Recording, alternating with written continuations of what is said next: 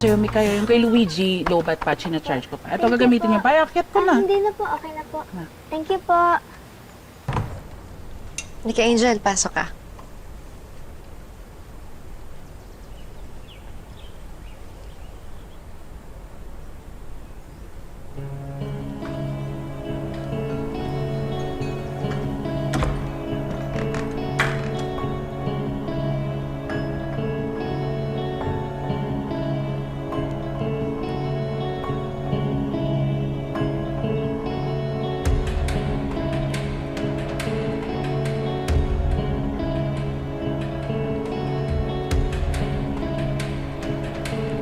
Grabe ate, ang ganda ng bahay mo. Naku, hindi maliit na pundar lang namin to ni Marco. Tsaka mas maganda kung mamimit mo yung mga bata. Tsaka si Marco, pauwi na rin yun. Halika, may papakita ko sa'yo. Angel! Angel! Halika.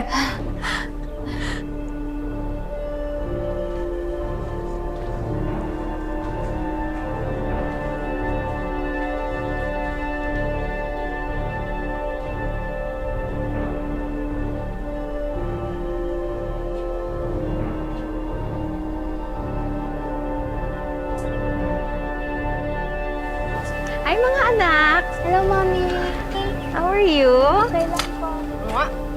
Mommy, guess what? Perfect ako sa exam ko. Ha? Good job daw ako, sabi ni teacher. Ang galing! Kiss nga! Kiss, kiss! Wow! Ang galing naman ni Luigi! Mommy, saan na po siya? Mga anak, remember, sabi ko before na alone lang ako sa life. Opo. Di pala totoo yun. I have a younger sister. And that's Tita Angel. Hello, mga pamangkin ko. Huwag kayong matakot sa akin, ha? Hindi ako nangangagat. Oh, ano sinabi ko pag may nakakatanda? Mag-bless po. Good.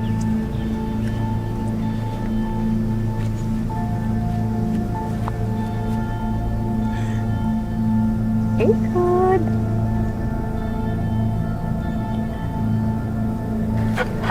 Ate, last na. Teka lang, Luigi, naglalaro pa ako. Teka, di pa ako kanina ko pa nag-Luigi. Mga anak, ano ba? Nakakahiya. Nandito si Tita Angel, oh. Eh, kanina pa po siya nag-iPad. Ayaw niya po maglaro ako. Oo na, tara na. Kukunin na natin yung iPad mo. Mommy, tita, wait lang po ha. Excuse lang po. Sige, Mikay.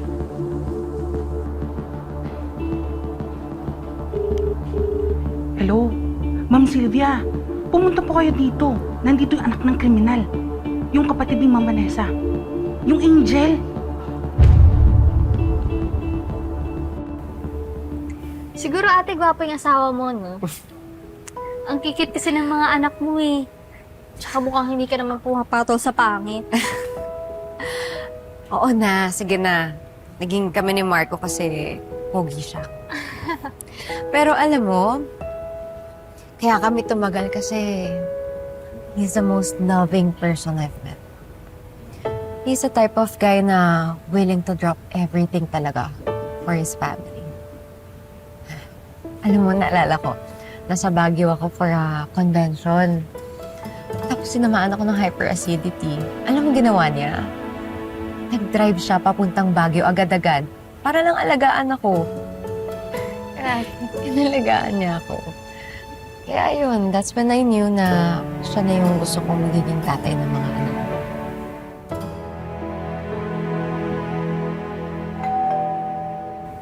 Si Marco na ata yan. Saglit ha.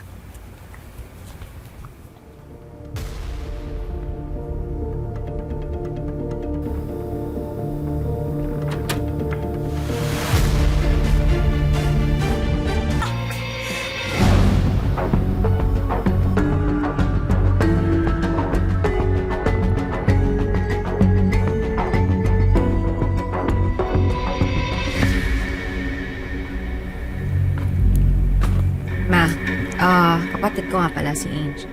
You don't have to tell me anything about her because I know exactly everything about this lady. A, she's your half-sister. B, anak siya ng scammer. C, suspect siya sa isang murder. And D, all of the above.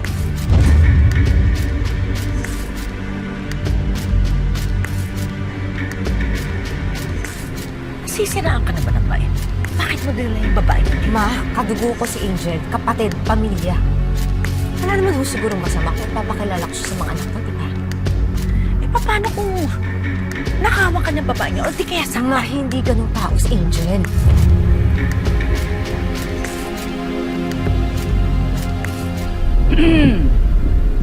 Magmerienda ka muna. Salamat. Iiwan ko na lang dito, ha?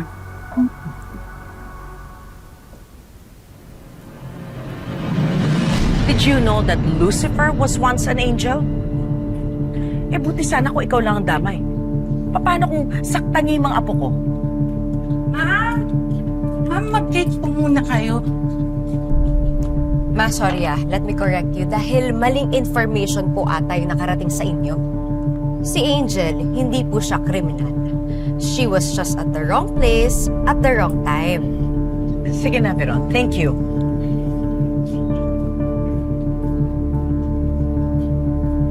Isn't that what they all say? I'm innocent. I was just at the wrong place at the wrong time. Parang yung daddy mo. Yaya? Bakit? Ya.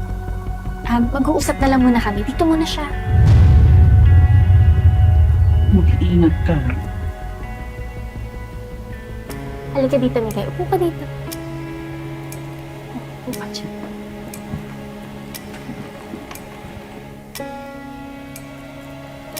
Gusto mo ba? Gusto mo? Hindi na po, tita. Okay lang po. Hindi po kasi ako pinapayagan ni mami kumain ng chocolates kapag hapon. Kasi hindi daw po ako magpapaslit. Nako, huwag ka mag-alala. Secret lang natin. Tsaka hindi kita isusumbong.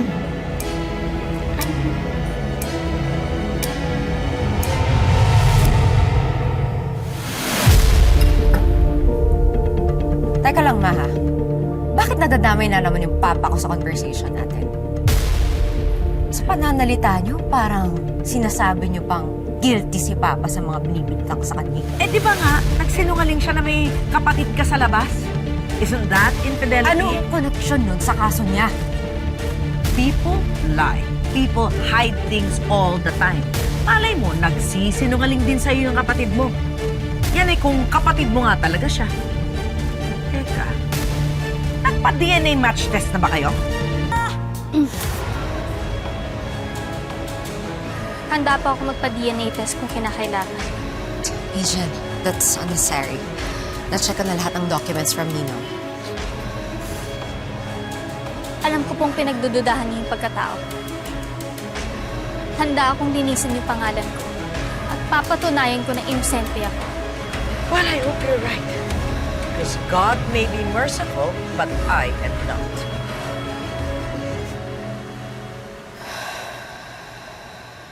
Ngayon na magkakilala na tayo, ate. Mas may dahilan akong labanan lahat ng mga maling akusasyon laban sa akin.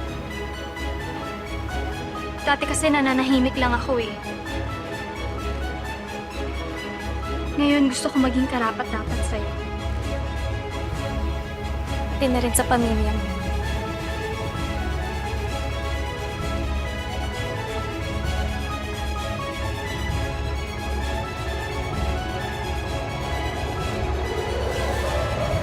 Sana huwag muna nating expose si Mikay at si Luigi kay Angel hanggang di pa tapos yung investigasyon. Magtatagal ako dito. Gusto ko lang kasi talaga makita yung mga anak mo para makapaglaro kami. Nakahanap na rin ako ng kahinaan ni Vanessa. Ang perfect nila, no? Masaya sila. Sana walang sumira sa pagsasama nila. Dapat matagal na akong tumutol sa relasyon. Dati ka pa naman tutol, Ma eh! Kahit kailan, hindi kita tatanggapin para kay Marco. Ma, sandali. Kailangan natin pag-usapan na to!